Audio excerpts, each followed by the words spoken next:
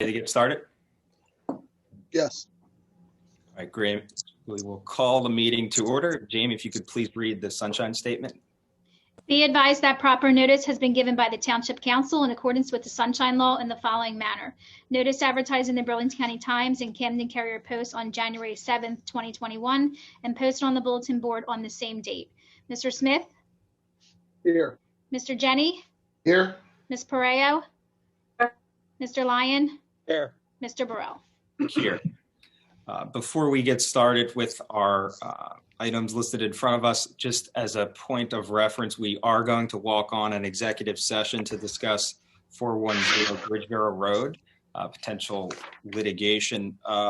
We will do that later on after the public portion. I'll ask for a motion to approve a resolution, but I just wanted to get that on the record early for folks who are joining us in the public. But we'll get right into our consent agenda. I'm seeking a motion to approve via consent agenda Resolution 2021-50, 2021-51, and Resolution 2021-52. Can I get a motion, please? Motion. Tom Lyon, second. Mr. Smith? Aye. Mr. Jenny? Aye. Ms. Pareo? Aye.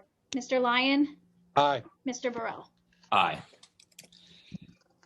All right, next we have our motions. I need a motion accepting the report from the CFO, including February year-to-date revenue report, year-to-date budget report, and the check register. Motion. I'll second. Mr. Smith?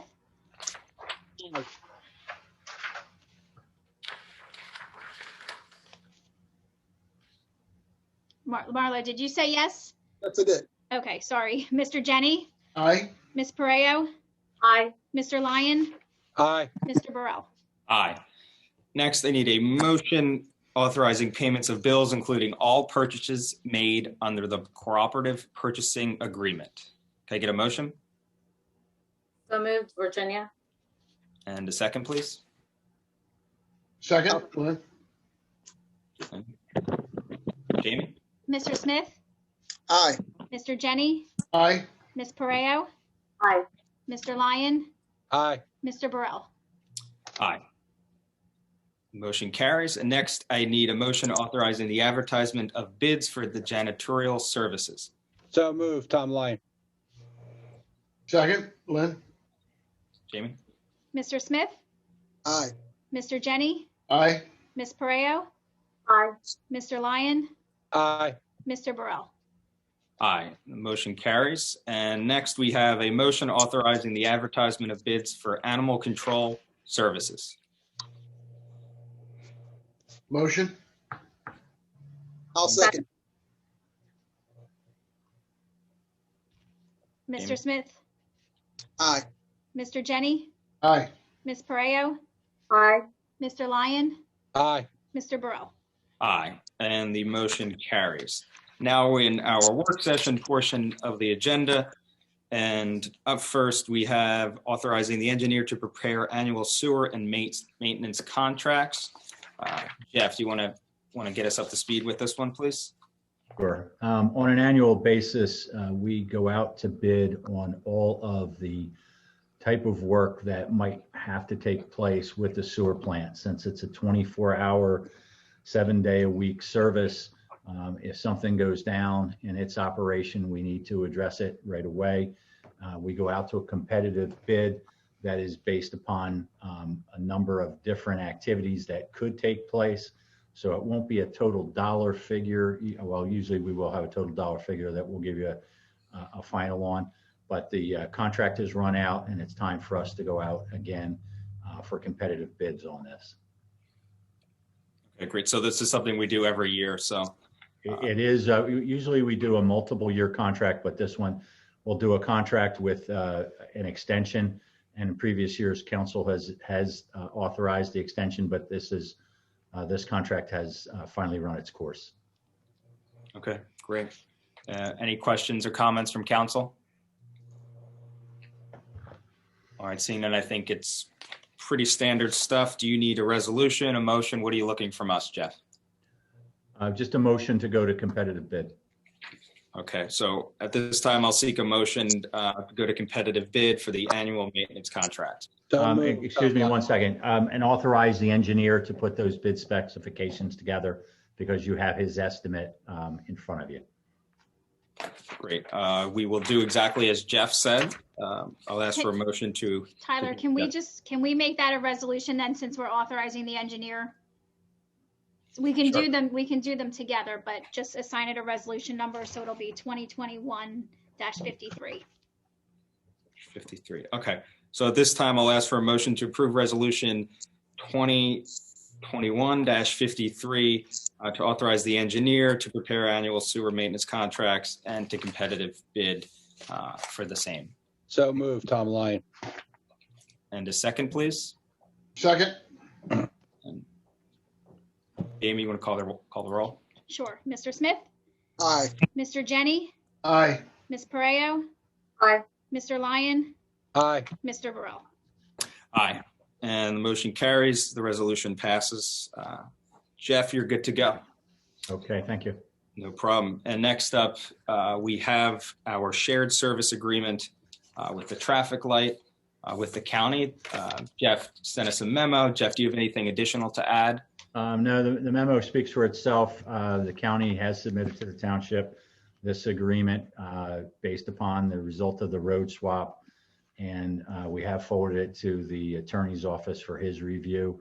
If the attorney is okay with it, then you can move forward. Otherwise, if he's got comments, then we need to take a look at those and address them. All right. That's awesome. Sal, did you have a chance to review this? Yeah, we did. Jennifer went through it, and there is one minor comment that we'd like to be a little bit more fair and reciprocal. It just has to do in terms of the police officers and who would cover the cost for any sort of work that would be done.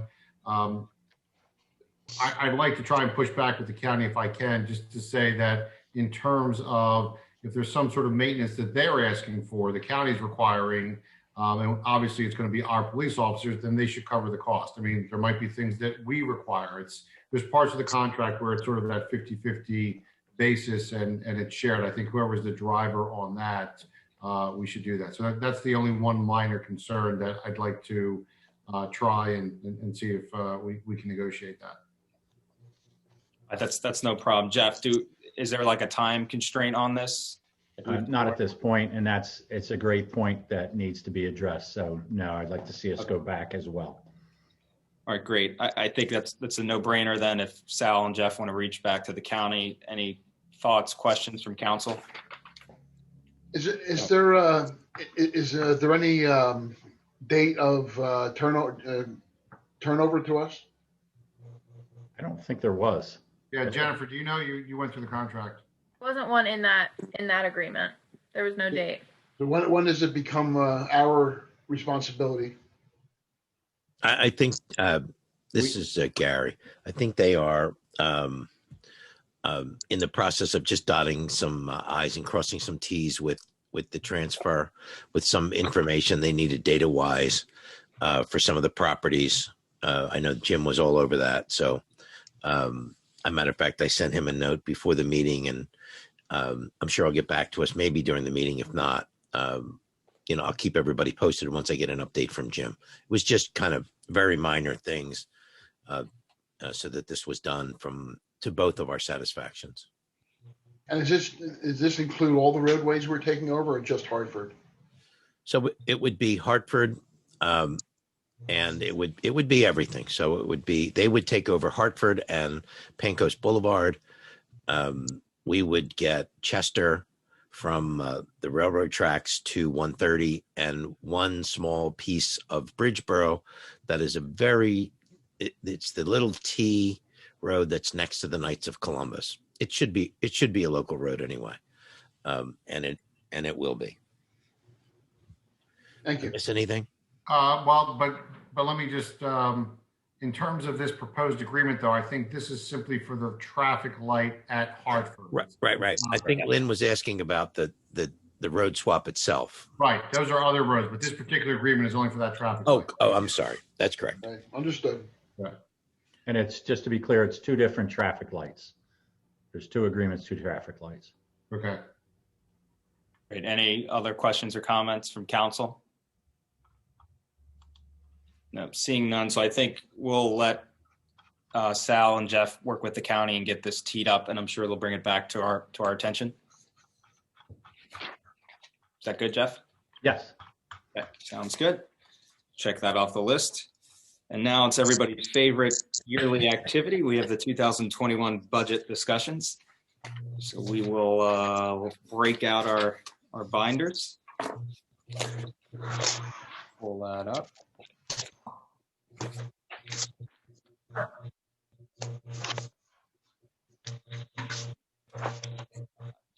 I have just some opening thoughts for the record, just for the public watching, so they get a little glimpse of what's actually going on here. And then I'll hand it over to Jeff to start us off with an introduction, and then council will go line by line.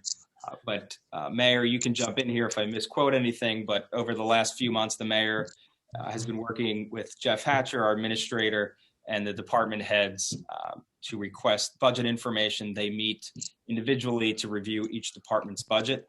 This has been going on for the last couple months. They ultimately meet and confer and draft the proposed budget that's in front of us this evening. Now it's in front of council for review. We have an obligation, statutory authority to review each line item of this budget and make edits if we choose. After our edits, which there normally is very little edits, pretty minor, if any, because the mayor and council are on the same page. Jeff, the mayor, and the auditors finalize the budget and prepare the numbers. The budget will then be presented in a final form, I believe on April 6th. Is that correct, Jeff? Yes. And then the budget will officially be adopted on May 4th as well. So this is just, I guess, the second phase of the process here, where it's in front of council for review. So with that, I'm going to hand it over to Jeff to give us kind of an introductory statement about what we're going to look at, and then we'll go line by line. All right. I'll start with sort of the macro picture of where the township stands overall, and then we can get into the book itself. But first of all, the total net valuation of the township is $1,425,281,690, and that is up $2,396,500. So it's a modest increase in ratables from the previous year. The current budget proposal is $1,004,609 under the state appropriation cap. So you're significantly under the state spending cap. It is slightly under the levy cap. The financial operations during this past year were obviously challenging. We did see a reduction in revenues in a couple areas, including construction code and court, due to the COVID-19 implications. But we were able to replenish the fund balance in full, and the fund balance stands at $9,125,940. And if I could just, for a couple seconds, explain the importance of managing the fund balance, which is kind of what we've primarily tried to do over the last 10 years. I know when elections come up, it seems to be an issue that people don't really seem to understand, but the management of the fund balance is something that we've utilized to keep the municipal purpose tax stable and level. As we go into this year, since 2012, the local purpose tax has only gone up 4.1 cents, and this will be the 10th year, a total of 4.1 cents. So it's 0.4 of a cent per year.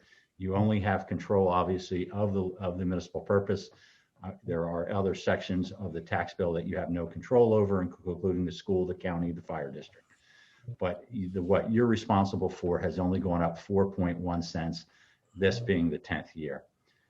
That provides us not only the ability, managing the fund balance, to stabilize the taxes, but it also provides us sufficient cash flow to take care of our responsibilities during the course of the year. We have to pay, when the time comes, to pay the county their share and the school district their share These are significant payments, and if the township does not have those funds on hand, then they would have to go to tax anticipation notes, which cost interest, which then increases taxes. We have not been in that position. We have never been in that position in the 32 years that I've been here. Secondly, it also helps us with regard to when we go to the bond market to borrow. We went to the bond market 2 years ago.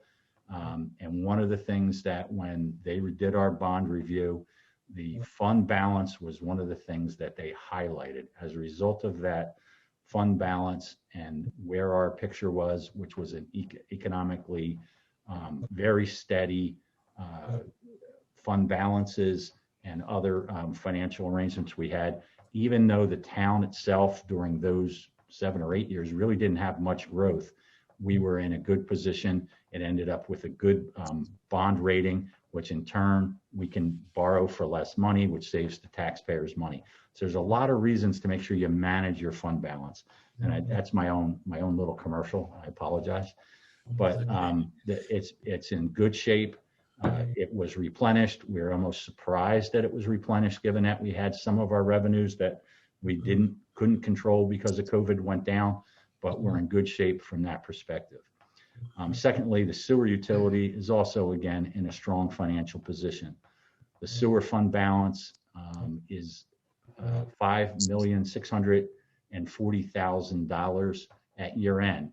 That is a reduction from the previous year because last year, as you may recall, we utilized almost $3 million of the fund balance to pay for capital projects in cash so that we did not incur additional debt while we had a significant fund balance.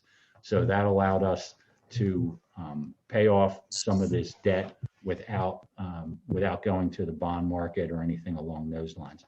So we're in good position from that perspective. It'll be, since 2010, we have not had a rate increase in the sewer area. So we're also, again, in a pretty decent place.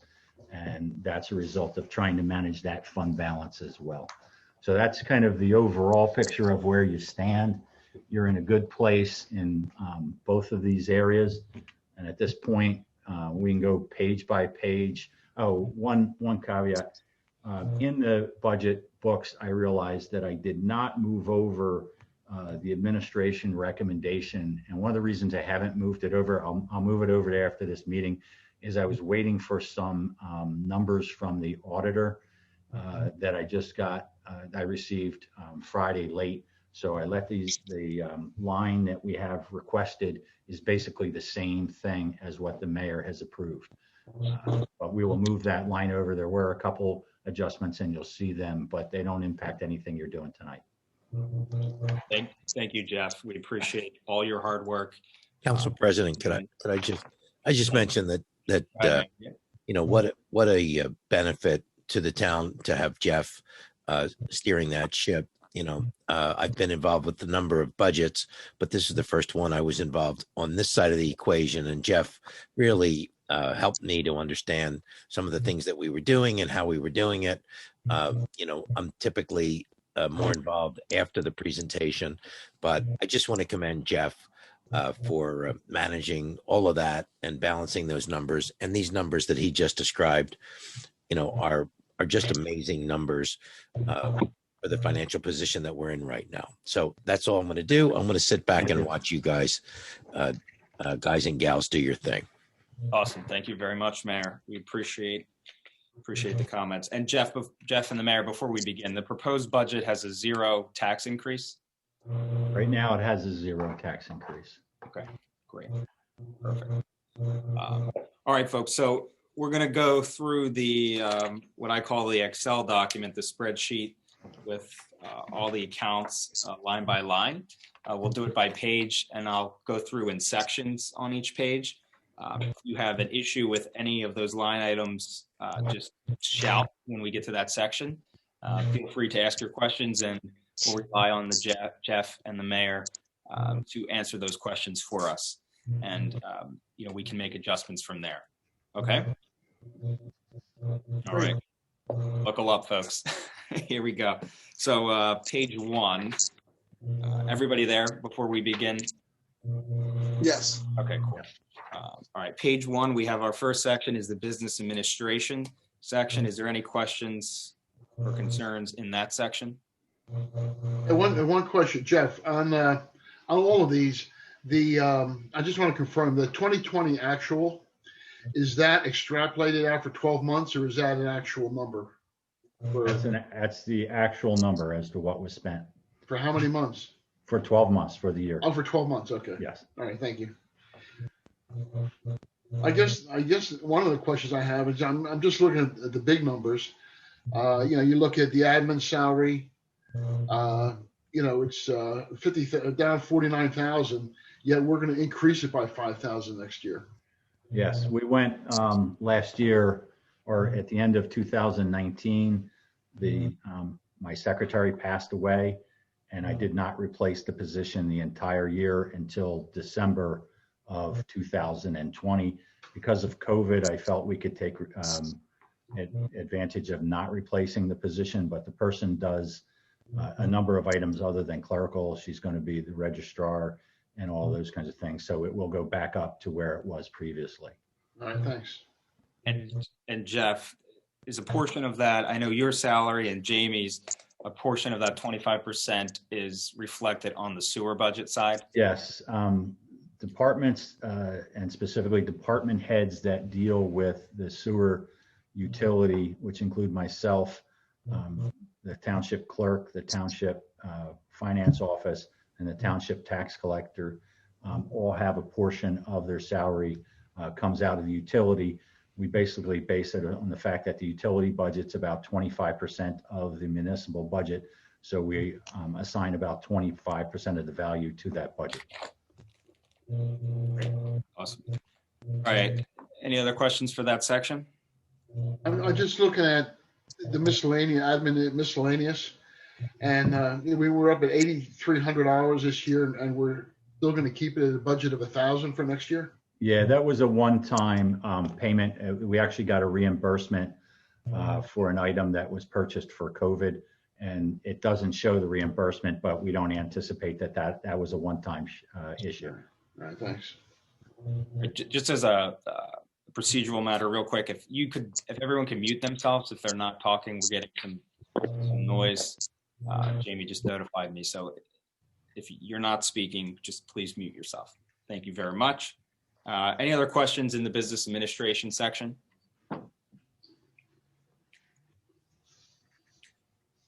Nope. Okay, next we're going to go to mayor and council. My opinion, probably the least important section of the budget. Any questions or comments on this section of the budget? Tyler, if I could just jump in just to explain, there was been a significant change in public relations. As many of you may have noticed, we're really ramping up outreach to the residents and making everything easier to understand, explain, accessibility, all those things. So we've done a couple of things that Tyler and I have talked about, not the least of which is to have someone who is dedicated to that. It would not be an employee, but someone who is just on a stipend to help out. It's a big job, and I'm not sure where that number is, Tyler. I know that you had talked about the communications committee and some of their preliminary conversations that we've shared. Do you want to share that with us, or you want me to do that? Yeah. I mean, I think this number right now is at 16. I think it has to go up significantly if we're going to do what we need to do. A portion of that would be, and I'm not sure the portion the mayor would know better than I do, but there is hiring or stipending somebody to help with public outreach, and that takes up a large portion of that. And then the rest of the money there is not going to cover what the communications committee is going to recommend, I believe. We're talking about text messaging. We're talking about an occasional newsletter once in a while, or potentially a newsletter for senior citizens or 55 and older communities. And all of this requires capital, money to do that. So, while we haven't got a recommendation yet, I don't want the recommendation to come next month, and then we don't have enough money to do what we need to do. I have some notes scribbled here on some of the different price points for things.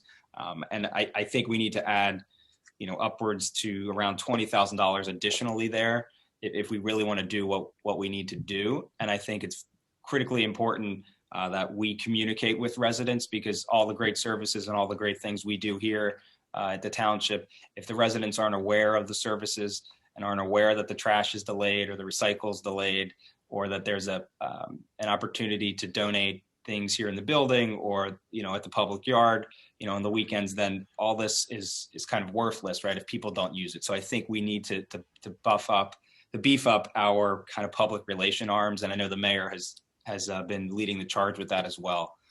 So, I recommend increasing that line item significantly, but I'm more than happy to hear thoughts from council.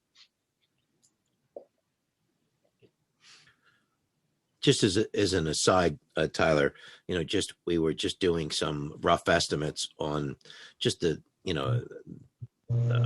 without, sharing what's been going on in that subcommittee. But, if we would just mail one thing to everyone in town, you're talking about $4,000 or $5,000. So this is not, it's just the cost of doing it so that, we're all familiar with how inexpensive it can be to do things digitally, but it's not that inexpensive to do things by way of paper and mailing.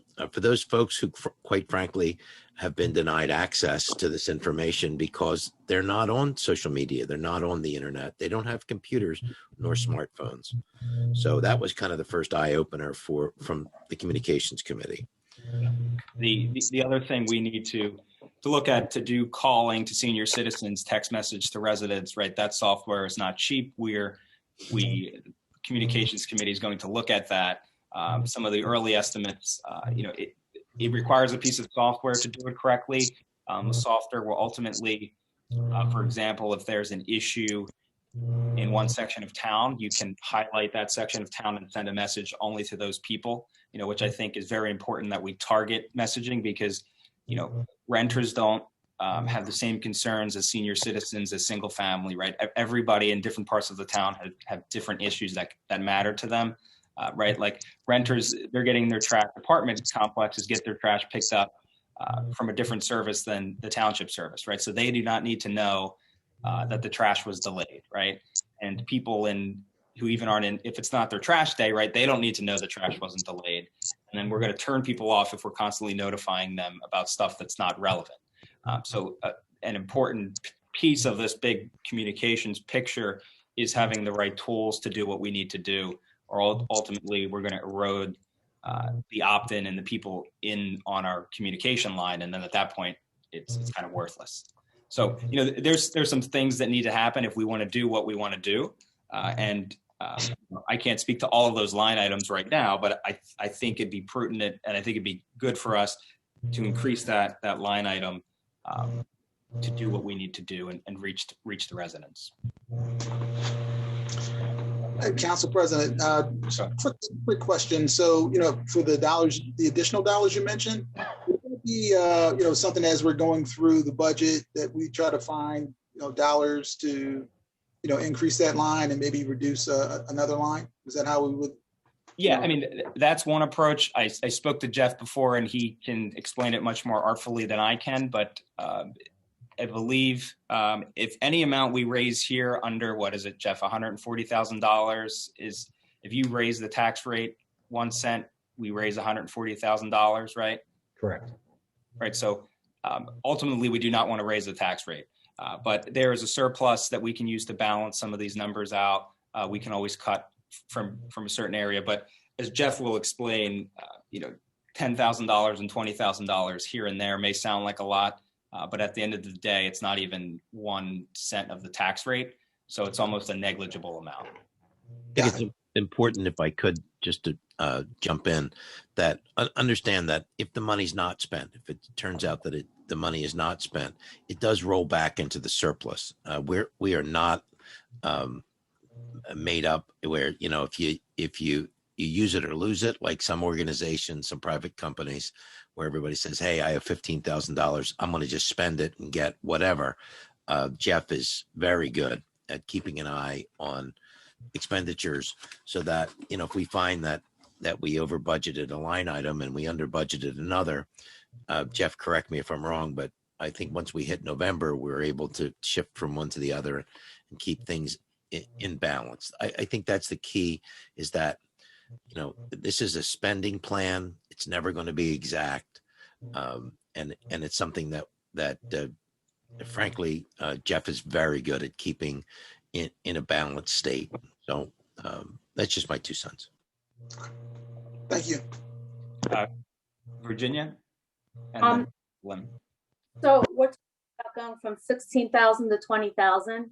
That's only a difference of $4,000 at the end of the. I want to plus 20 to that number. We're going to add 20 to the 16. Yeah.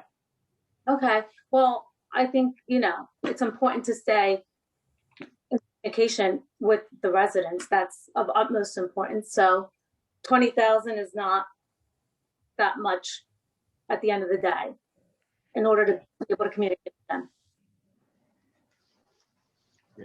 Lynn, sorry about that. Go ahead. No, that's okay. Council President, I would agree with Ms. Parejo. It's certainly not a big impact. And I just want to emphasize, I think it's a very important line item right here, because not only the things we talked about administrative communication, but I was, thinking, I was talking to people in the community or looking at Facebook, and you see how many people have commented on the happenings over by Holy Cross and all that land being cleared, and people are upset about the trees, they're upset about council approving it, and they don't really understand what's going on there or how it occurred. Let's put it that way. And I was saying to the mayor that, this is something we need to communicate on a regular basis to our residents. What's going on in town? Why do we see this? Why do we see that? It'll avoid a lot of misinformation being shared by people, and it'll just inform the residents that much more. So I support it, definitely. Thank you, Councilman. I think you said it much better than I did. And I think, I subscribe to the approach where we should be proactive and get people engaged early. Before we should answer their questions before they have to come to us, right? And I think when people are involved that way and they see that we're giving them information, they feel involved in the community, right? And even if it isn't the greatest thing for the community, or they may not agree with the decision we made, they at least know what's going on in their community, right? And I think people care about that. Agreed. Okay, so just to be clear on that line item, it's requested 16,000. We want to take it to 36,000, right? Yeah, let me just do the math. Yes. Yeah. And last year was appropriated 6,000, but obviously because of COVID or whatnot, we only spent, Jeff, 759 of that 6,000. That's correct. Okay.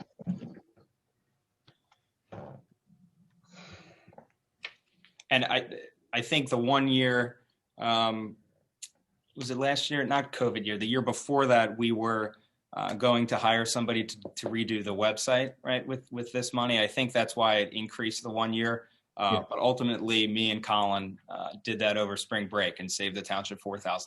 So we're definitely trying to be as thrifty as possible here. We're not just opening the floodgates and let's hire a bunch of people to do things and spend money on needless items here. This is it's going to be done the right way. This isn't an open checkbook. Right. Tyler, I think the point is made that, we benefit from the talent that is within the town. We need to have somebody that's really keeping that all organized, and that's what a public relations person would do. And the communication, we've already started to change things, but there's a limit to what we can all do as elected officials.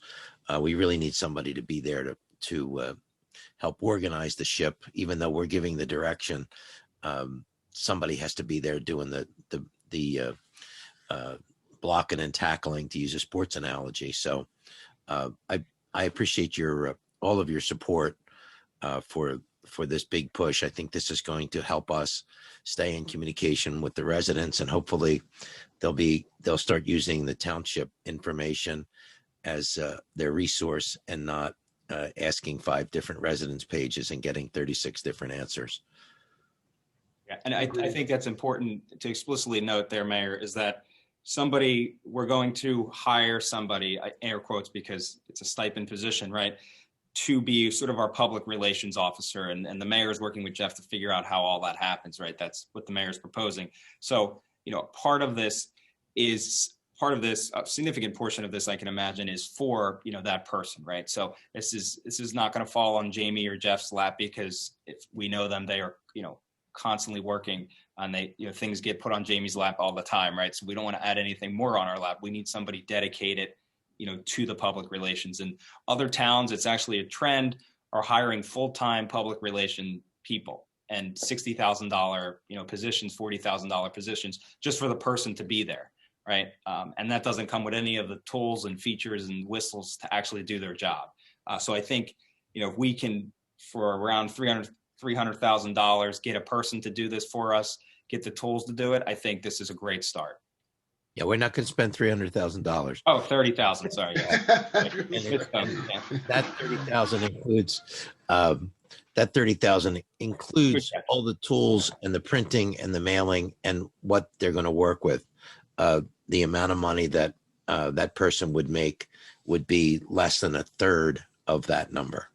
So we're not spending $30,000 on somebody to be there part-time. We're just doing a stipend thing and see how it goes. If it goes well, I'll be back for more money. If it doesn't go well, then we'll try something different. Yep. All right. Is council okay with that? Any other thoughts? So Jeff will increase that line to $30K. Yep. Okay. Thank you. Any other issues with the mayor and council portion of the budget?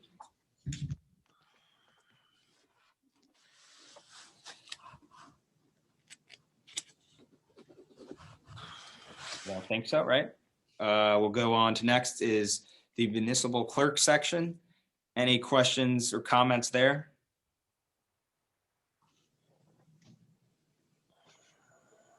Yeah, I just had a quick question. Just like on the one line item for the municipal clerk full-time salaries, looks like, we were at 67, what we budgeted, and we spent about 92. Just curious as to why, that number was, about 25K higher. Yes, we had an additional employee in that office prior to last year. That person retired.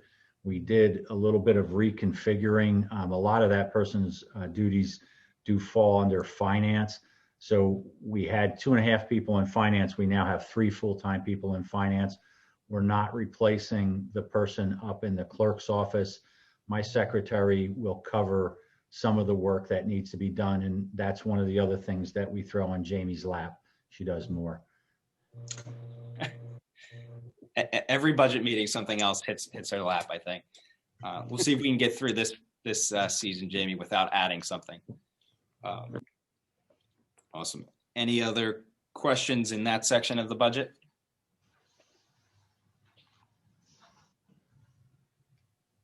I see everybody looking down. Okay, I think we're good. Next, we have the treasurer section. I have no questions there. Any other questions? I guess, just curious why our contracted services were up so much. Finance? Yeah, they were about 15 grand, I think, from budget. We had some additional audit fees last year when the previous finance officer left and the new one came on. We had some additional audit fees that had to be done in order to make that transition, which we don't anticipate happening this year. Yeah, I noticed you budgeted down lower. Yep. Thank you. Great. All right. Tom's face is out of the screen, so I think he's good. We'll go to page number 2. This is the Bureau of Collections. Any questions or comments on this section? Just one question, Jeff, you may not even know. What's our plus 90? Do you know? What, I'm sorry, where are you at? No, I mean, it's not really any, but the not plus 90 on delinquent taxes. Plus 90. Well, yeah, people over 90 days. Do we keep track of that, or? Wait, I mean, it's not. No, we don't do a plus 90. I mean, our collection rate was 98.89%. Never mind. Our collection rate, we actually, before COVID hit, were over 99% for the first time ever for the first 2 quarters.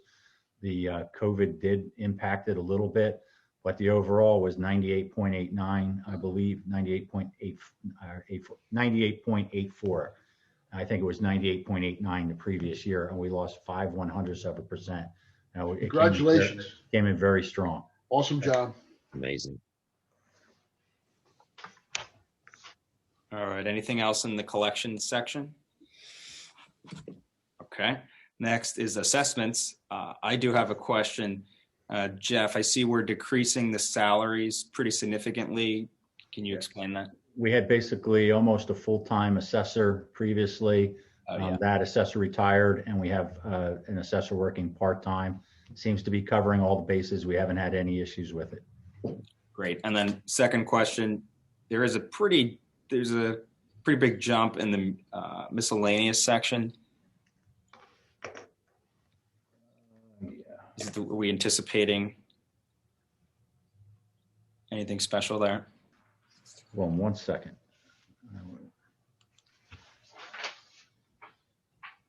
I thought I had that marked. You're looking at line 299, Tyler? Yes, it's the last line in that section. Yeah. It may just be an error. Sometimes we catch. No, that's the number he has. I believe that he put the software figure for the agreement we have for software in the miscellaneous. And I had notes on that. I don't see.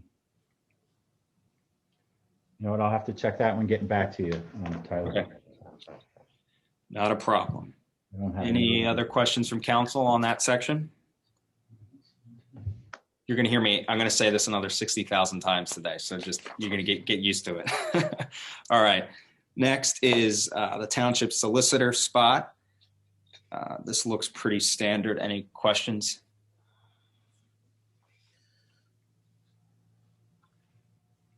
Seeing none, we'll slide down to the engineering spot. I think most important to note here is, most of our engineering fees get paid when we do a project. It kind of gets roped in with the project. So this is more general engineering, is based on my understanding. Correct. Okay, seeing nothing there.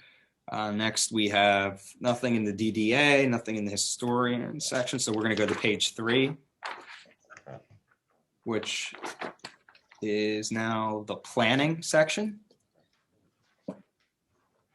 So I do see, my question is line 228 is legal services. And I know that was increased $1,000, I think, in response to some of the litigation, the appeals. Jeff, is that right?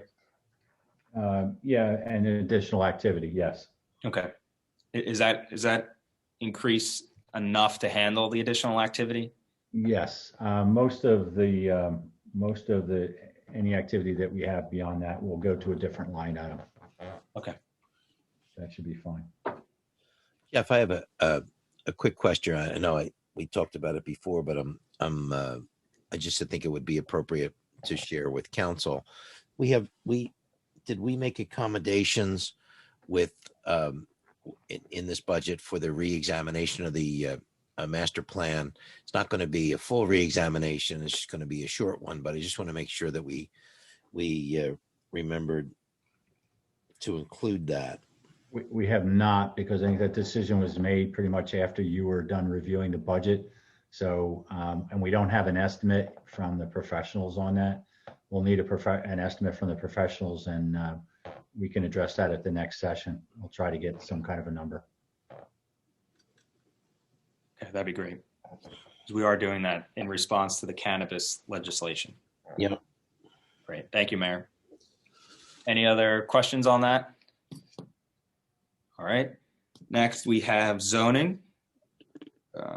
Zoning also, there's an increase in litigation too. I'm sure that's in response to the increased activity. Otherwise, I have no questions or comments. Anybody else? All good? All right. Next is affordable housing, which stayed the same. Again, we're in the middle of this in case anything arises where we need professional services, legal engineering, anything like that. We want to make sure that there's enough in there just in case. Yeah. Don't know that we will, but this is a spending plan. We have to be prepared if there does. Yeah. Something comes up. All right. Next, we'll move to the construction code section, bottom of page 3, and that rolls over to page 4. Any questions within that section?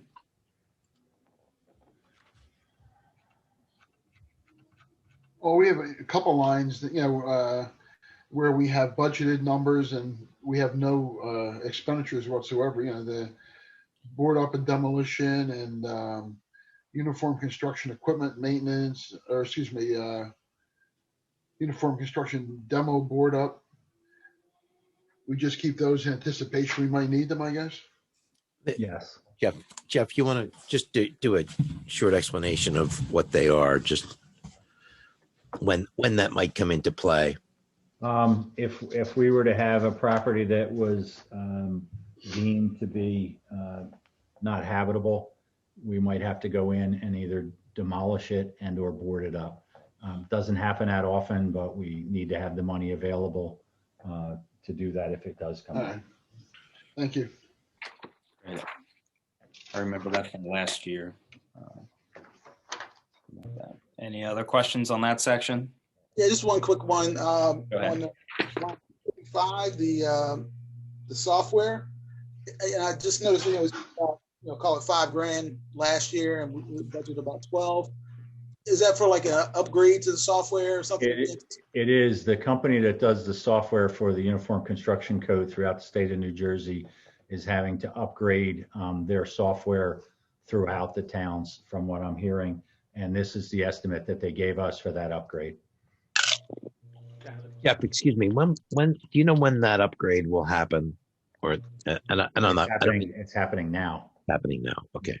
I believe there's really only 2 software companies almost in the entire state that get involved with this. And one pretty much has a monopoly in North Jersey and the other one in South Jersey that deal with this. Okay. Any other thoughts? Seeing, okay, cool. We'll go down to liability insurance, which is always a good thing. All right, workers' comp. These are the 2 items that are covered by the Burlington County Joint Insurance Fund, our involvement with that fund, along with the Municipal Excess Liability Fund. And as you'll recall, prior to year end, we had to make some decisions with respect to we received dividends, and we apply the dividends to the premium to keep it equal. I don't think this has increased in 6 or 7 years. It probably will in the next couple, because one of these days the dividends aren't going to quite meet it, because we're still getting dividends from when the JIF was only 10 and 12 towns, and we're up to 26, so we're not as big a deal anymore. But for right now, we don't have an increase. Awesome. All right, we're going to roll over in the group insurance. Anything there? Let me head off one question that's probably obvious looking at it in terms of the expenditure for health insurance. One of the things that doesn't happen with this accounting software is that the employees have to contribute towards their insurance. And this is the expenditure is actually before the contribution is made. So it looks like we've expended more than we had appropriated. That's not the case. All right, next we're going to roll into unemployment comp insurance. Don't expect any questions there. And then, Excuse me, just for a second. go ahead. There's a 316,000 in health prescription reimbursement, and there's no expenditures this year, and it wasn't budgeted for last year. Yeah, it's just a line item that shows the entire contribution of the township employees. It does not have a line item. That's what the employees contributed towards their health insurance. Okay. Gotcha. It's just kind of a limitation of the software, right? Sure. Yeah, it's so we have somewhere where we can go and get that at a moment's notice. Okay. Thank you. There's not an appropriation. Okay. All right, we're going to now head into the police department budget. I do have a question, Jeff, for line 228. Just what do we mean by maintenance agreement? Is that for the vehicles? There's a number of maintenance agreements, but vehicles is one of them. There's maintenance agreements for a number of items over there. Let me look real quick. I know the report from the chief said that was really the only spot they were expecting an increase in. Yeah, the big increase is for the new radar message machine. We have a new radar message machine, and it has a maintenance agreement with it that's fairly sizable. That's the biggest increase. Okay, great. Questions from council? None? Good. Okay. Great. The police department always does a fantastic job of running as lean as possible, which we appreciate. Next up, we have emergency management.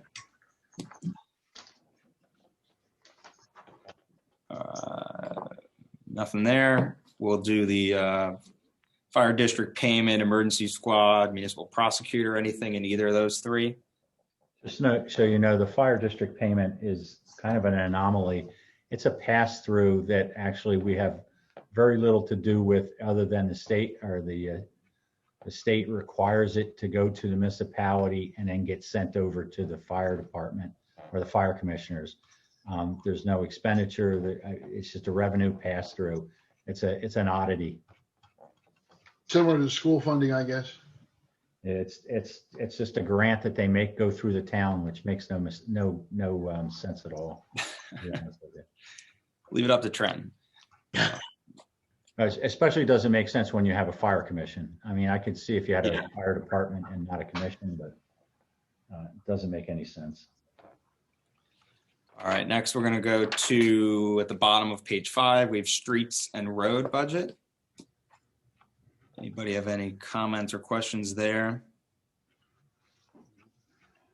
Jeff, I had one question when I was actually going through the tab, and I was reading in the regular section with the part-time employees, May through August.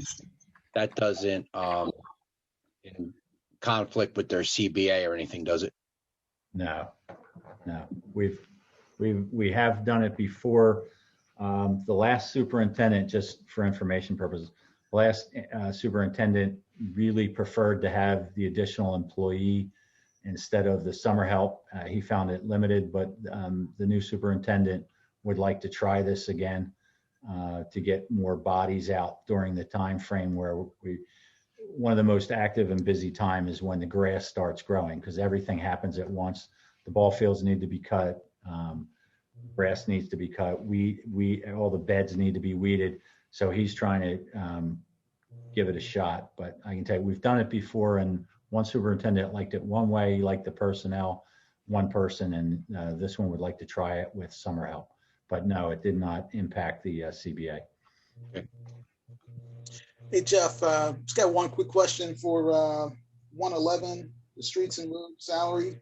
For last year, we spent about 808,000, and you were budgeted about 870. Was, did we have less personnel last year? We have more folks coming in this year. We had an individual that we had in the beginning of the year and left us, and we didn't replace him during COVID.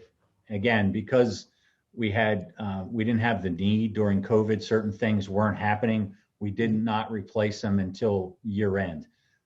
We placed him in December, so there's almost a whole year that wasn't charged against the town. But we're keeping the same number of full-time employees. Public Works Department has 14 full-time public employees. That's what we had when the year started and what we have in December. But for the 10 months in between, we had lost the one employee, and because of COVID, we decided to wait until that was over to replace him. Got it. Thanks. All right. Any other questions? Streets and roads? All right, next we're going to go on page 6, recycling. And some of you have heard me say this before, but for the new employees, recycling is actually just 2 of the Public Works employees. Many years ago, recycling, there was a big issue with the spending cap. The spending cap was hard to meet and keep under the spending cap. And the state determined that people who were in the recycling function could be outside of cap. So all municipalities suddenly put 1 or 2 of their employees outside of cap. We've just left it there.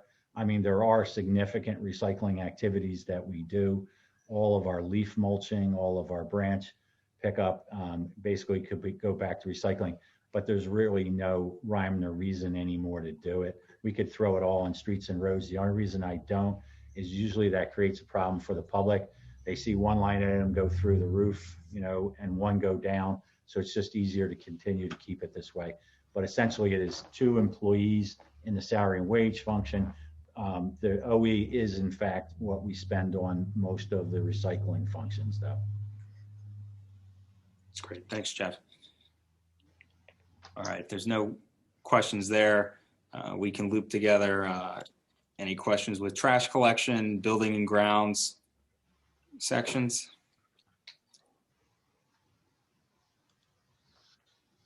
Virginia? Line 226, they're requesting 10,000, and it looks like the actual is 6,589. I'm sorry, where are we now? Page 6, line 226 in building and grounds.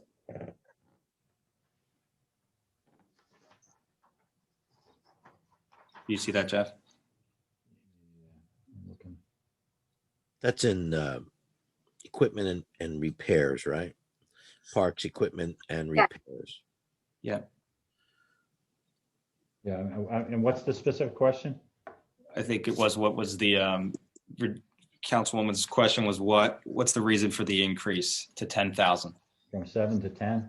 It's just that they have some equipment, their equipment's just aging a little bit, and he just felt that it needed a slight increase.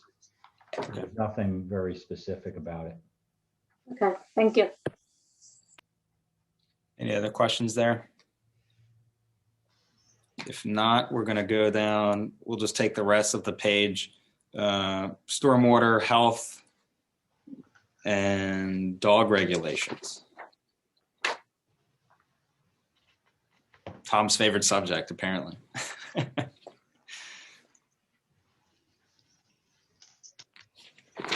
No questions there. We'll go to page 7, and we have the RAC recreation budget right at the top.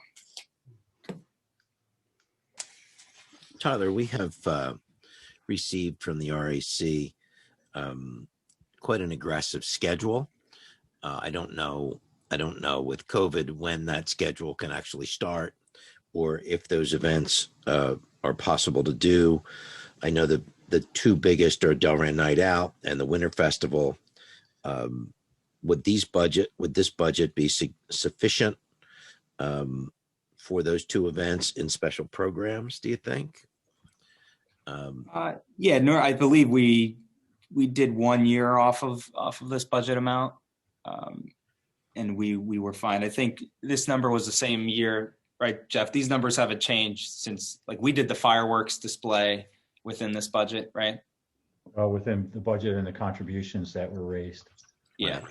I think it's significant to mention that part of these events are supported financially by contributions from various folks, both in the town and out of the town. So this is, these special events are great. They're expensive, but there's more spent actually.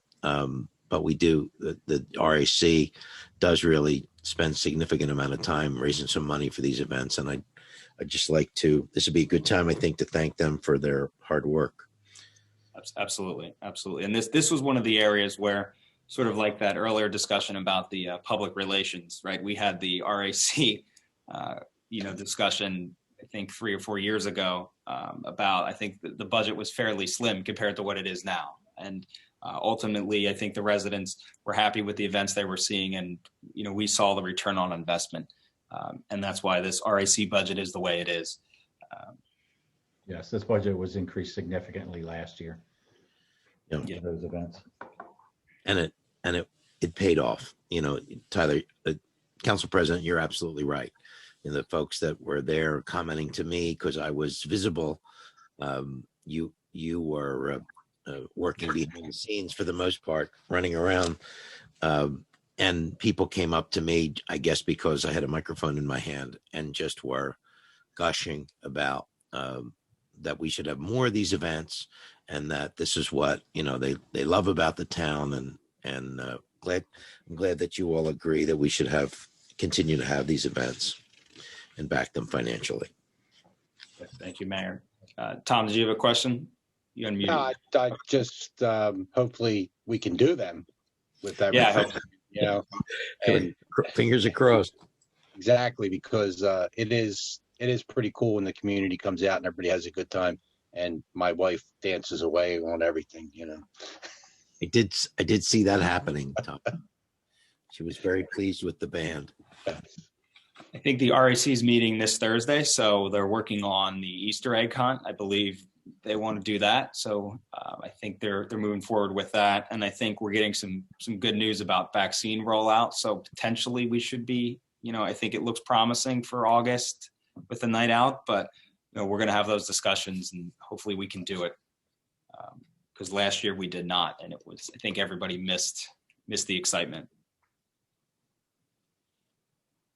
All right, if there's no other thoughts there, we'll just take, since the rest of the page is a little different, we'll just do down to the bottom of the page. Is there any questions with any of those items? I'm just curious, the salary adjustment, 299. And We have 5,000. We didn't expend any, and there's 25,000 budget for next year. for what section though? It's under salary adjustment about. Parks and Recreation.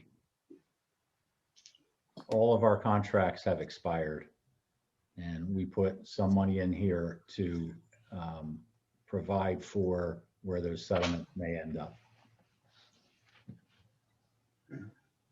Okay. Thank you. All right. Go to the next page. If anybody had a question on that page about gas, and we say this every year because it happens every year, but we get our gas through the Riverside pumps at their municipal complex, and their billing usually comes about 6 months after the end of the year. So that essentially is for half of the year that you see there. That goes back to Lynn's question, Councilman, from the beginning, that are these for the full year? And this is probably the only one that genuinely is only for half the year. Good to know. So with that, we'll go on to page 8. Most of this are grants, and we keep these line items in to the budget. It's just easier to keep them than delete them in case the grant comes back around. So that's why a lot of these numbers are zero. Yeah, some of these grants, Tyler, will come during the course of the year. But if we don't have a certification before the budget is adopted, then we can't put it in the budget. So the budget will be somewhat understated. We will get grants in some of these areas, but if a grant comes during the course of the year, then we do a Chapter 159 acknowledging the grant and bringing it into the budget. At this point, we don't have a lot of the grants certified yet from the state. Okay. Great. Is there any questions then on this whole page, page number 8? And I one guess thing just, go ahead. on the top of the page, landfill costs to apartments disposal. We have not received one of the bills from one of our apartment complex. That's the largest complex. Will submit their bill, and they always submit it a little bit late. That will eat up most of that remaining balance. Makes sense. Councilman Lynn, you had a question? That was my question. Good. And just for the new people, there was legislation passed, I can't remember how many years ago, but it was similar to the condo services law, where the township has to reimburse the cost of apartment trash collection.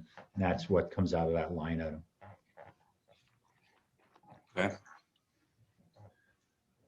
All right. We all good with page 8? We'll head to page 9. Most of this is grants, and then it rolls over into the municipal court. So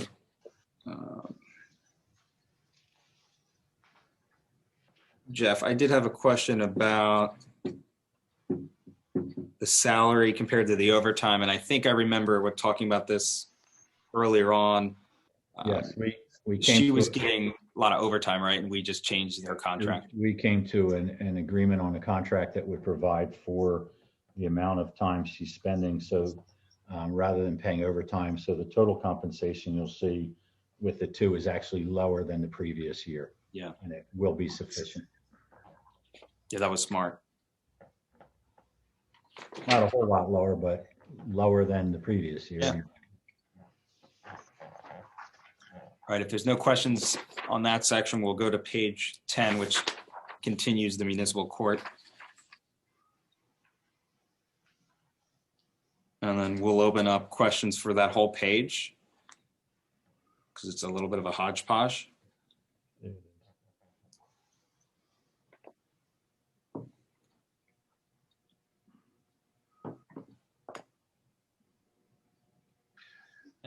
I guess the question down about halfway down under change order 2018-13. There's no expenditure, nothing was budgeted last year, but we're budgeting 83. Sounds like a very specific amount. That's not changed for, what that is a deferred charge. It would be an ordinance that the township passed previously that we haven't funded yet, that we're going to pay for rather than go out and bond it. It did not get included in the bond we went out for 2 years ago. So these are some of the ones that we're cleaning up. We can pay for them and get rid of the balances rather than bonding them. Yeah, thanks. Good catch. And Jeff, just on that, would these fees that we're budgeting for in 2021, would those eliminate those, or is this kind of like something that rolls over to next year and we'd have to pay, the 83, 318.99 again? These will exhaust it. There's not a clean way to show it, but the previous year we had a couple. You can see that was 160, 176, 628, and 230. That cleaned those 2 up. They were actually different bond ordinances. They weren't the ones you see on the left-hand side. We couldn't show both the way the system is set up. This is just cleaning up ordinances that we did have balances on, but that will exhaust them. Yes. There won't be an additional, unless we take out something additional this year and decide to kind of pay for that. Okay, great. All All right, we'll move on to page 11. Everybody okay with that?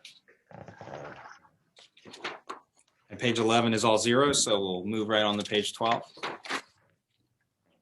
And this is now our sewer budget. So any questions with the bottom of page 12?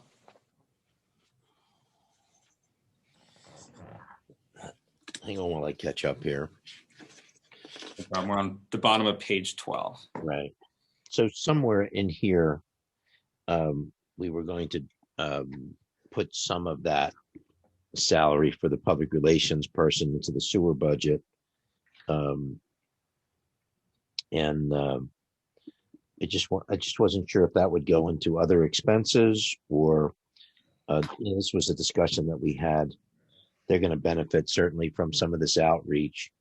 It's only a couple $1,000, but I'm not sure because this kind of happened after this iteration of the budget was printed that we settled on a what that stipend number was probably going to be. So I don't know, Jeff.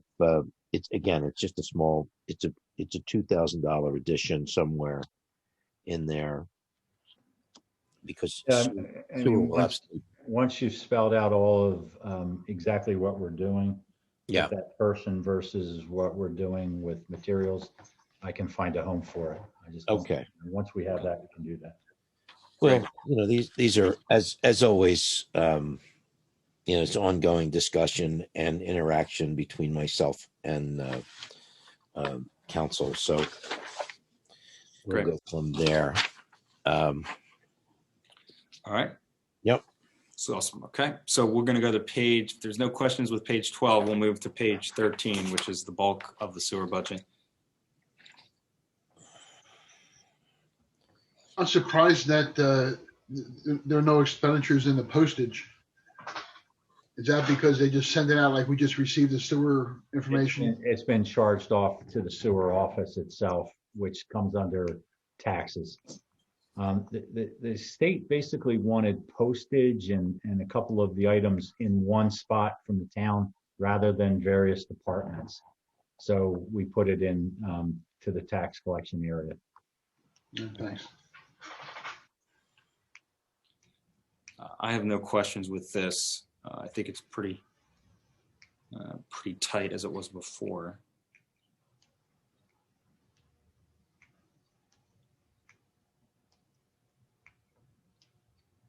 Give everybody a minute.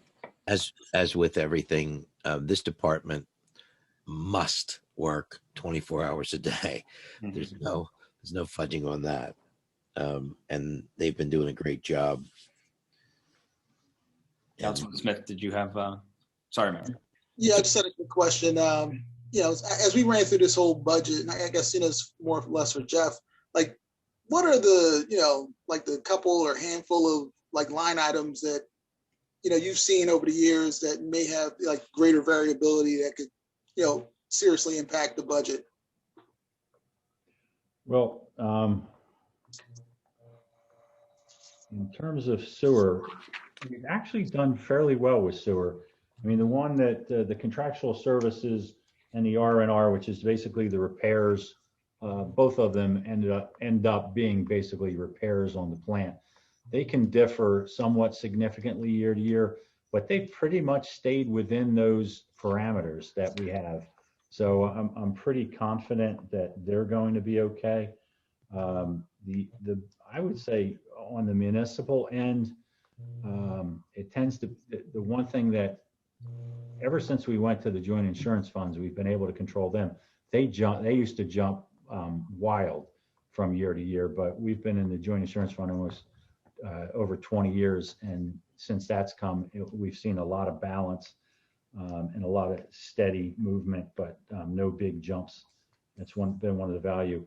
One of the things that concerns me, and we've talked about it a little bit in the previous weeks, is the issue with the trash contract and with the landfill. We've seen during the course of 2020, there was almost a 14% increase in landfill fees, tonnage going to the landfill.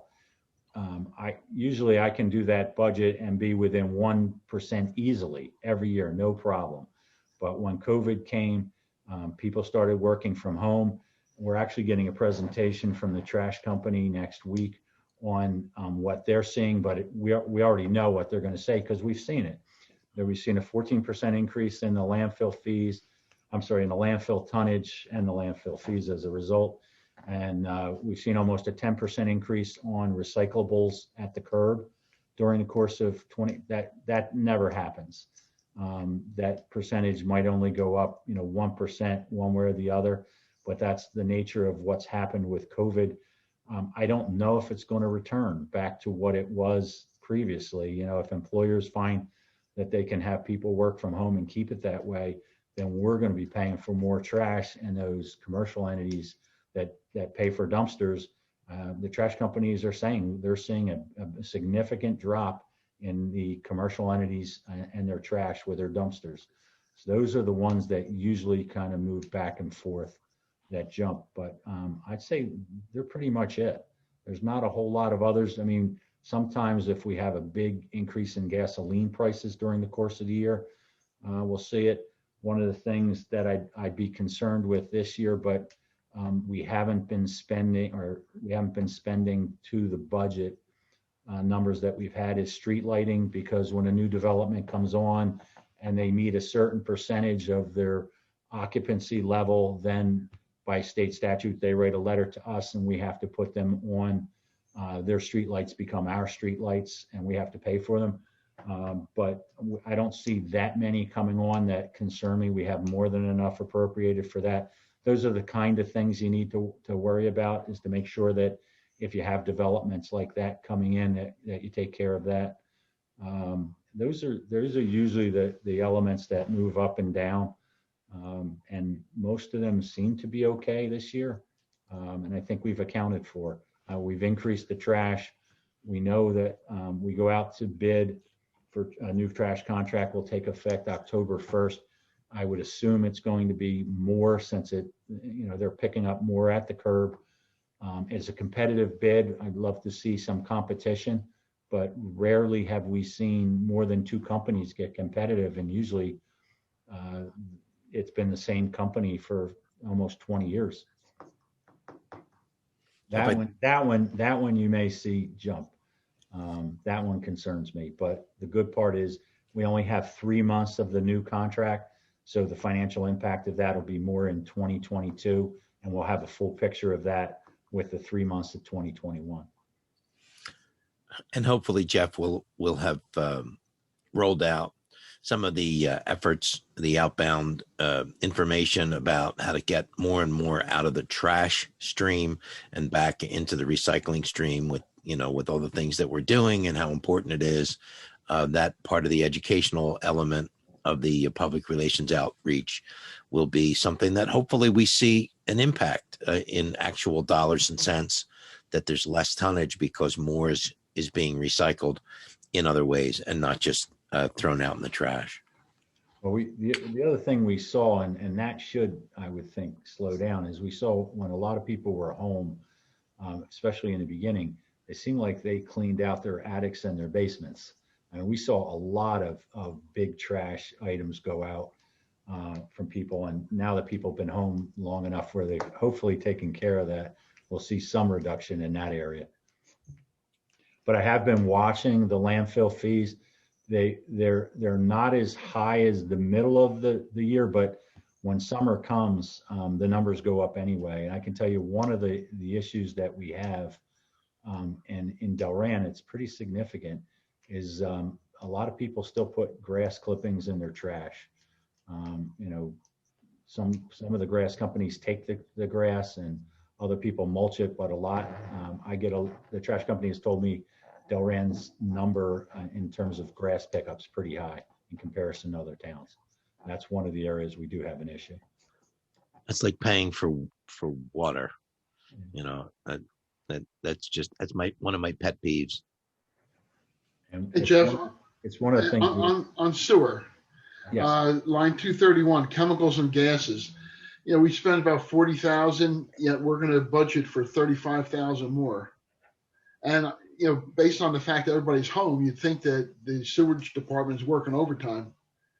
Oh, why do we have such an increase in that? It's basically where it's been. Oh, excuse me. It's basically where it's been. Lynn is in the 75. We were a little surprised it was that low this year. It did, the plant operates in terms of, they test it and determine what chemicals are needed, but that was a little bit of an oddity. We're not sure why that happened this year. All right. Thank you. Any other questions?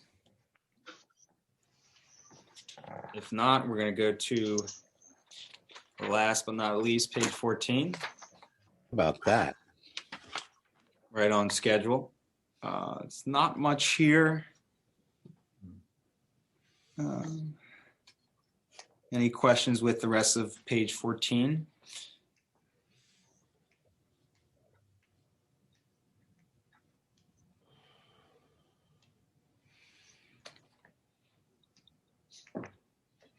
Besides bike patrol expenditures hanging out there, is I don't know how that fell. That's an old police line item that we don't Yeah. have anymore. otherwise, I think everybody good with that. Yes. All right. Well, congratulations. We made it through the operating portion of the budget. Thank you, everybody. That wasn't too bad. Done. Well done for sure. Jeff, do we want to go to capital? Surely. I'm sorry, I lost you there. Yes. Okay, cool. I'm looking for my page, sorry. All right, so next we're going to go to the capital portion of our budget. That is in the back. I always can never find it the first time I try to get it.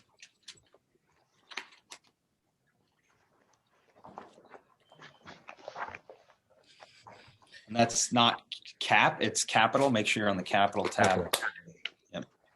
And the difference here is these are items that we're going to bond and expend over the life of their use, rather than burn through in an operating budget, because they have a long life expectancy here, and residents should pay for them over the course of 20 plus years,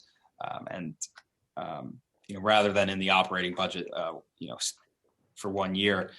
This is a capital plan, so unlike the budget where it's a little more, kind of know what we're going to spend with the capital budget plan, this portion here, actually we just need to write this. We just need to come up with what we want to put in this, and then we ultimately spend this later on. So throughout the course of the year, they come back to council and we authorize the spending for each item. So just because it's in the capital budget right now doesn't mean it actually will be spent at the end of the year. So this is really kind of a plan. But it's important that we put things in this plan, because if it's not, then we cannot spend it in the future. If it's not in this plan during this process, we got to wait till next year. Okay. Yep. So it seems like Jeff compiled all of these from the different department heads. Jeff, I'm not sure how we normally handle this part. You just want to run down them real quick? Sure. The first one is the in-car police computers. What the chief has been doing is replacing several each year. In this instance, he's looking for 4 to replace. And the computers were purchased in 2013. So he's looking to replace 4 for a total of $22,000 each. Public Works is looking to get a backhoe loader. I believe the current one's nearly 25 years old. Let me look for the page. A valuable piece of equipment that we use quite a bit. Yeah, the current one's a 1995 Ford backhoe. It's 26 years old and is looking to replace that. Jeff, could I just interrupt you for a second? I think you may have misspoken on the first. You said that they were $22,000 each. For $22,000. Right. It was you said each, but it's for Okay. all 4. Just want to make sure that nobody thinks they're $22,000 computers. No, we don't have that. Yeah, I was just leaping through that tab because I was like, that ain't right. That's it. Yeah, I'm sorry, 22,000 total for 4. Total. Okay. Public Works, the other thing is two of the riding lawn mowers. They're about 10 years old, but basically with a riding lawnmower, you're talking about hours. Usually when they hit 3,000 hours, they're pretty much obsolete. Both of our current ones have hit $3,000 or 3,000 hours, excuse me. The next item is basketball courts, and he's not looking for all three, but they've basically cost $22,000 per court. We did a couple of the courts previously. We've done Summer Hill, we've done Brown Street, we've done Ohio State. I think we've done those three. The three that are remaining that have not been done is Stewart Park, Mulberry Park, and Font Street Park. If you would like to do 1, 2, or 3, it's up to council. The sewer vac all jetter is being requested. We actually had that in, that's the sewer capital. We actually had that in the sewer capital. You had approved it last year. Unfortunately, the national contract that provided for that jetter did not come through till January 3rd, so we could not buy it out of the 2020 budget. So it is in the 2021 budget. So that item is in there. That's desperately needed. Jeff, if I could just interrupt one more time. I know that the old sewage authority replaced the jetter, and for those that don't know what that is, it's like a truck-sized shop vac. You don't want any parts of that. They last about 10 years, because that's about when is that about right? It's lasted longer than that. Didn't they replace that back in 2009? And we don't have to get into it here. I just want to. I found it. I thought they did that back in 2009. That they bought a jetter then. Maybe they didn't. It's a long time ago. But I just wanted to try to get an idea of how long that took, what their life expectancy. I think Mayor, I don't think, Jeff, that's in the budget. I think we. No, it's not, because it was in the previous budget. Okay, yeah. Didn't need to put a snafu in the forward progress.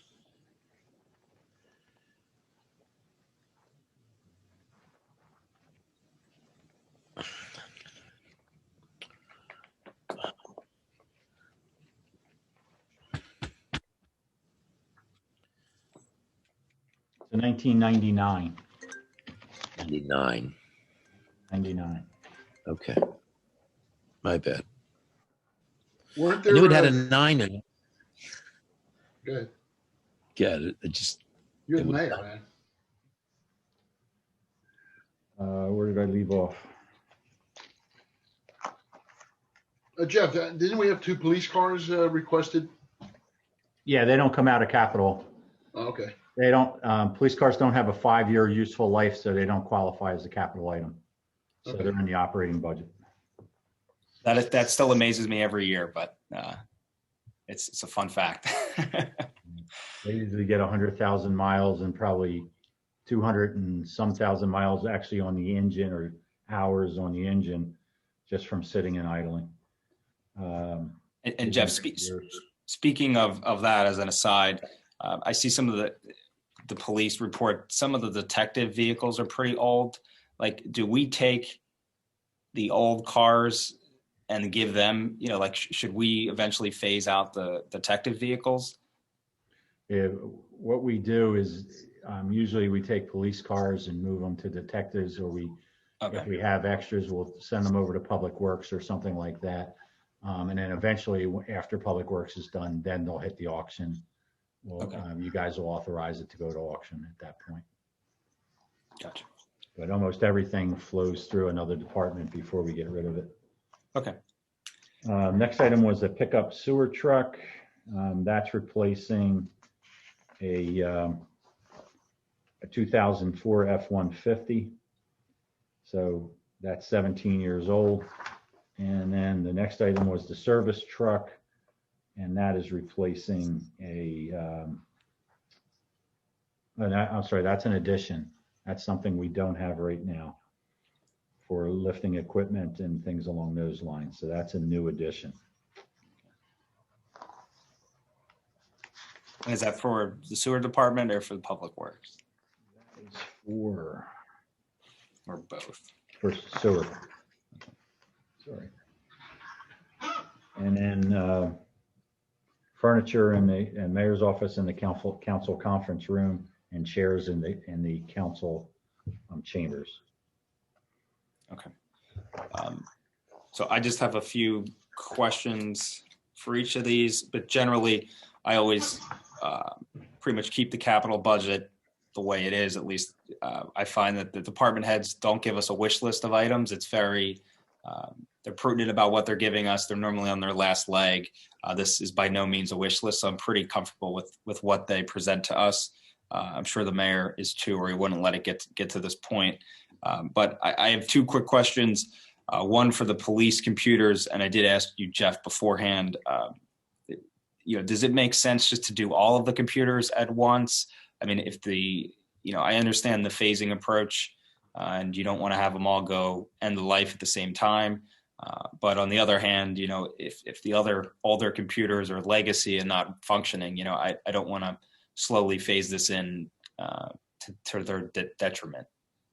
Yeah, I mean, we have over the last number of years tried to phase in items where there'll be multiple people using, whether it's police radios, guns, things along those lines, so that they're not all coming due the same year. So capital won't be that large in one year. Last year we bought 2 of the in-car computers. We're looking for 4 this year, and probably looking for 4 next year. So that's what he had requested.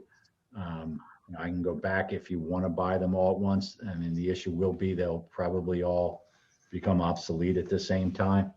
So, it's Okay. really, I think a lot of this came from previous councils not wanting things to all come due at the same time. So we've tried to, we do the same thing with the vehicles and trucks. There's going to be some years where they're heavy years. This is not a heavy year. Yeah, that's not. Years where there's significant number of bigger items that'll hit. So we try to kind of balance them out over the years. It really, from a financial standpoint, doesn't have much of an impact since it's coming out of capital, whether you do them all at once or, with a smaller item like this, it doesn't matter that much. Yeah, and that's where the thought was. If you're spacing out $50,000 over 3 years, does it actually matter? If it's on the capital item side. But I think we're talking what's presented, right, Jeff, is a little over $500,000, right?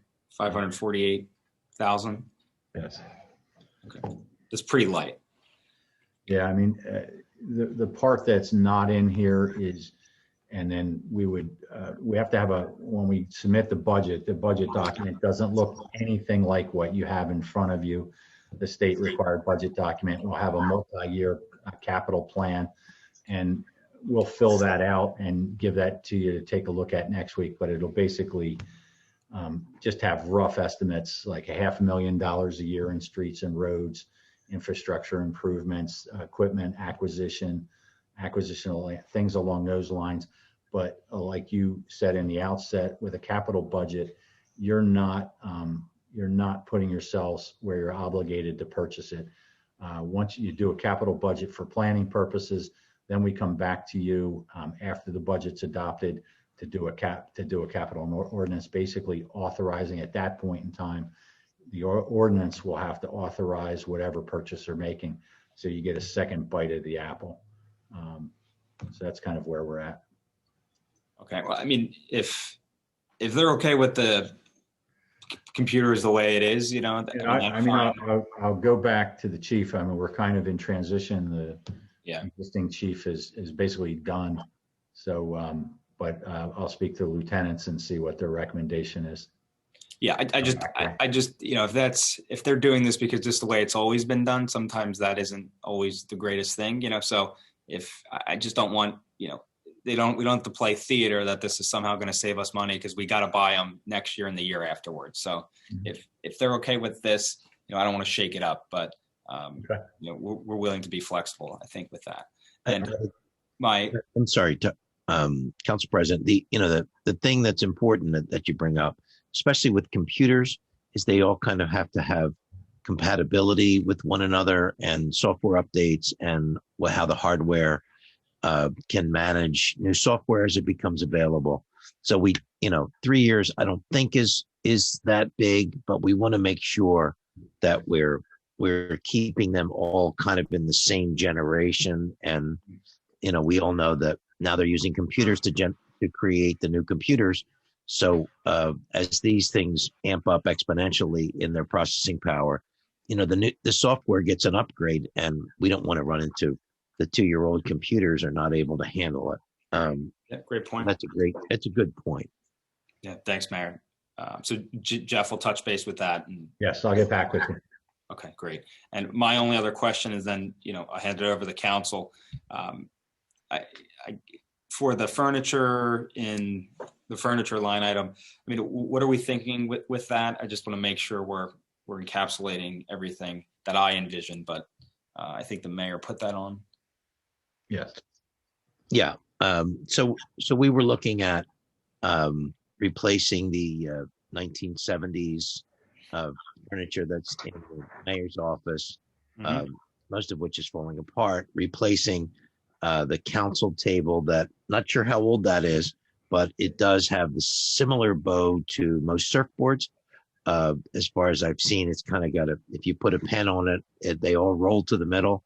The chairs. 1998, Gary. Was that? 1998. Wow. The council chairs, it's a good thing that Jeff is tall, because if not, he would be barely off the ground. For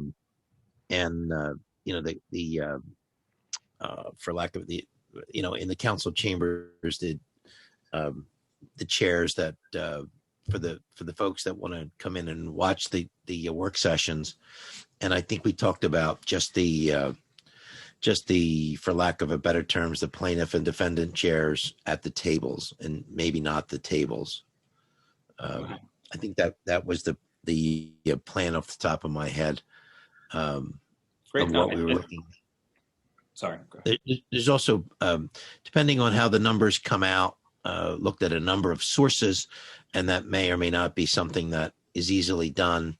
It's different buying with, for a government entity than buying, the way the rest of the world buys.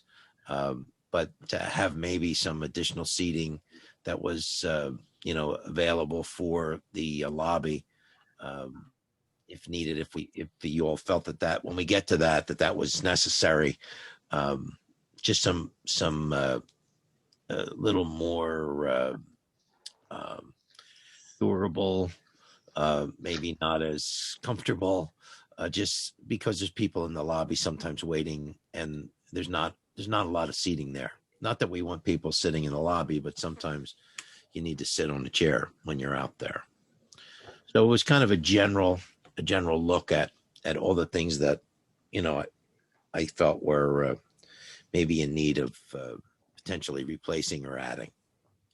Yeah, I agree. I think council's chambers, this chairs here do not work. So that's would always be a good thing to have chairs. And I know, we're not here at the moment. I mean, I am, but, eventually we will be back in this building, hopefully, so we can't just constantly ignore the fact that we're sitting on the floor with some of these chairs. So I think that's great. And I think we do need some furniture in the front lobby space. I mean, I know Jamie did purchase those chairs out there that are, there now, but in this new pandemic world that we're living in, I don't think people may be as comfortable sharing space as close as they used to, I think for a while. So I think it may be prudent to maybe get some more furniture out there. So, I'm okay if we want to add a little more money to this to make sure, we can do that. I know the commercial furniture is a lot more expensive than you would think. Yeah. I know Jamie was saying she could only buy one thing a year with the budget, in the operating budget with it. So, I'm more than happy to entertain adding a little bit of money to that to make sure we can purchase the right equipment. Yeah, and the most important thing, even though hopefully when we reopen, we'll reopen into a world that is whatever normal is going to be after this. But chairs the chairs are easier to disinfect and to sanitize. They're made of that antimicrobial coating and all that. So it's it's a little different. It's hard to say, well, this is what it's going to be, because we're not. I want to make sure we source it in the best possible way. But I think it's important to get the best possible furniture, because these are. Oh, when was that table purchased, Jeff? I 1998. 1998. So if it's going to be there for 20 years, it's got to be a quality piece of furniture. And frankly, in the mayor's office, the desk is kind of falling apart, and the chairs are in need of a little love and care. So they've been in there, I'm sure, a while too. I think the desk was donated by Reuben Kincaid from the Partridge Family. Looks like about the same style as his desk was on the TV show. Which desk is that, Gary? The The mayor's one in your office? Yeah. That came from the other building. That's really old. Wow. That's From really the old. the building Yeah. before this building? The one that's a TD Bank now. Yeah. Okay. Well, that explains a whole lot. Gotcha. Wow. All right. Wow. With all that So maybe- history, maybe you want to keep that furniture and Yeah. I'll touch bring base with your prior. Your mayor. house. We'll bring it to your house. You can hang on to It that. is historic. Historical Society. Yeah. We could always have a bonfire at night out. There you go. The That's Winter too Festival, funny. we need firewood, so put it aside. All right. So does council have any thoughts about any of these line items? I didn't get that, Tyler. I don't know whether. Can you hear me? I don't know. Maybe my internet's unstable for a second, so I lost it. Maybe everybody else did. You can tell me offline after the fact. No, but can everybody hear me? Okay, great. So what I was saying was, does council have any thoughts, suggestions, any issues with the capital budget? And also, should we entertain increasing a little bit of the furniture line item? Yeah, I'm actually fine with all the line items. I do think that for the furniture line item, we may need to increase that. Like you said, commercial furniture is often more expensive than stuff you might buy from Ashley or Jeremy, wherever you might get your personal furniture from. I agree with Marlo. What are you thinking? Add 5, 10 more, something like that. And it's just it's again, the advantage with capital is that if it turns out we can source it for 4,000 more, then that's what we would use. And it's not in the budget. It's just in the plan. Jeff, I'm correct in saying that, if we don't spend it, it's, we don't borrow it. Right. Correct. Right. Correct. So this is really as close to the way the real world works. If we're gonna buy furniture, if I'm gonna buy furniture at home, I'm not gonna borrow $10,000 to buy $6,000 worth of furniture. It's gonna be, 6,000. Mayor, I'm okay if we go to 25, and then we got to remember this is getting expensed over 20 years. So $5,000 over 20 years is pennies. I think that's fair. Right. I agree. Great. Okay. Any other thoughts on any of the other items on the capital budget request? All right. And like Jeff mentioned earlier, we're not obligated to purchase any of these items. We will eventually see this again. So make a note. You'll say, I thought we had this discussion, but it'll come back to our table in a couple months. All right. So I think with that, that concludes our budget discussion for tonight. Right, Jeff? Yes, it does. All right. Awesome. Great. Thank you, everybody, for your hard work on this budget. The mayor, all the department heads, Jeff Hatcher. Jeff, I know this is not an easy feat, and this is only the beginning for you guys. I think the hardest part may be when we say go ahead, and you got to get the documents to the state. But we really do appreciate it. Thank you. Great job. Awesome. All right. So we can check that off. Let me just get my paper situated here. All right. So now we're going to have reports from everybody. So first up, we have our clerk, Jamie Eggers. Jamie. No report tonight, thanks. Awesome. Next up, we have our administrator, Jeff Hatcher. No report this evening. Thank you, Jeff. Next up, we have Mayor Catronbone. Mayor? Yeah. Yes, thank you. I have a couple of just quick things. It's been a long meeting, so I'm just going to keep it short, but many of you are aware that we had a fire in Ward 1. And again, I'd just like to commend the fire department. I did have an opportunity to speak with the family last evening. I believe they're still in shock. I assured them that the Delran family is here to support them in any way possible, and that whatever they felt they needed, we would make sure that the word got out. We've seen it before where Delran rallies around one of its own in need. And as soon as we find out, as soon as they kind of get their arms around what happened and determine what they need, we'll let everybody know. Thank God no one was injured, not even Max the dog. He was rescued by the fire department. Like to just on a pleasant note, congratulate Jeremy Raffanello, his recent contract with the New York Red Bulls too, and in the next phase of his soccer career. Great job, Jeremy.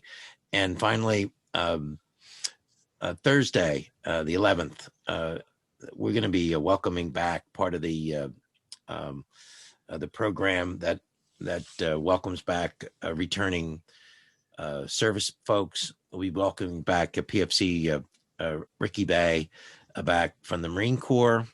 That's going to be happening. They're going to gather probably around 5 o'clock at the middle school. The intermediate school. The meeting there first, and then leaving from the intermediate school about 6 sharp. So if you're interested, come on out. Those are incredibly heartwarming events to welcome a service person back from overseas or from being deployed domestically. We'd also like to just mention, still need to wear masks at this event and all the time. Practice social distancing while we're at the school, and even though we're outside, you want to be careful and then outside your vehicle, if you should come out of your vehicle, just to respect everyone. So that's my report. I appreciate all the hard work from Jeff and all the department heads for putting this all together, and council support for so much of this budget. Thank you. Thank you, Mayor. Next up, we have a report from our solicitor's office, Sal Siciliano.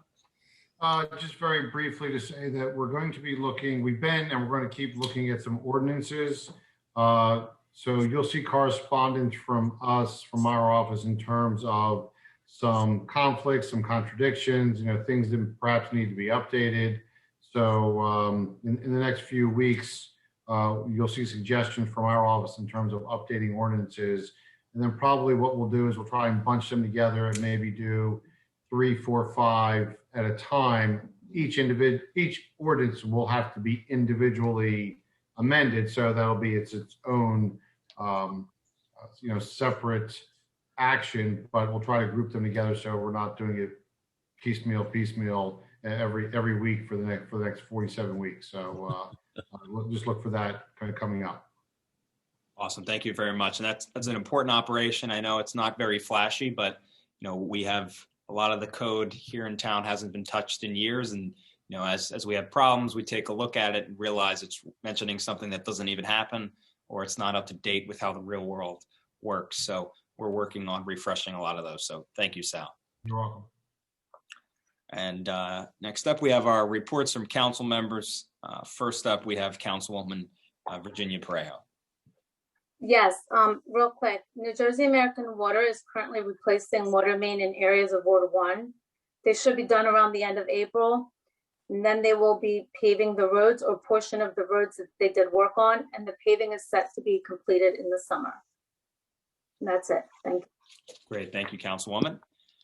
Next up, we have a report from Councilman Smith. Hey, good evening, everyone.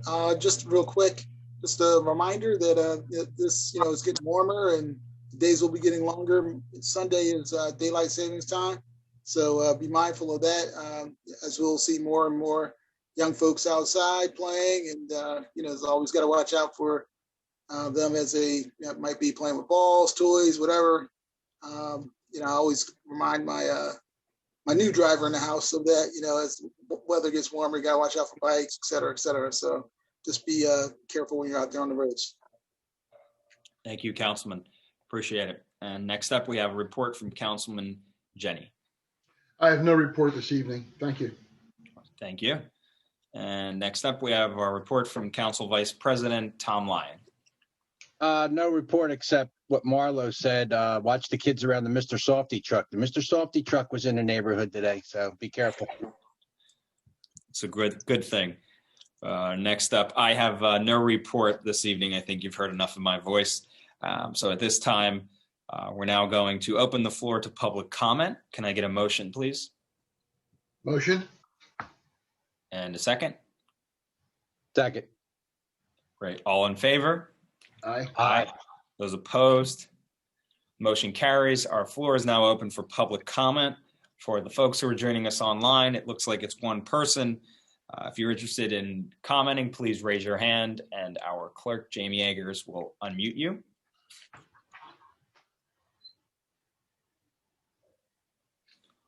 Seeing no hands, I'll ask for a motion to close the floor. So moved. Second? Jamie, you got that? Okay, cool. All in favor? Aye. Aye. Those opposed? The motion carries. We are closed to public comment. And at this time, I need a motion to pass resolution 2021-54 to go into closed executive session regarding litigation with respect to 4101 Bridgeboro Road. So moved. Tom Lyon. Second? Go ahead, Virginia. Virginia? Jamie, do you mind calling the roll, please? Sure. Mr. Smith? Yes. Mr. Jenny? Aye. Ms. Parejo? Bye. Mr. Lyon? Aye. Mr. Burrell? All right, so the resolution passes. We will now go into executive session. We will be back after our closed session, and if needed, any action will be taken in our public portion. We'll be back shortly. Jamie, fire away. Are we live? Yep, we're good. All right, great. We're back from our executive session. There is no action to be taken. So at this time, I'll entertain a motion to adjourn. Motion to adjourn. Second? Second. All in favor? Aye. Aye. Those opposed? The motion is carried. We are adjourned. Thank you very much, everybody, and enjoy the rest of your night. Good luck with the meeting.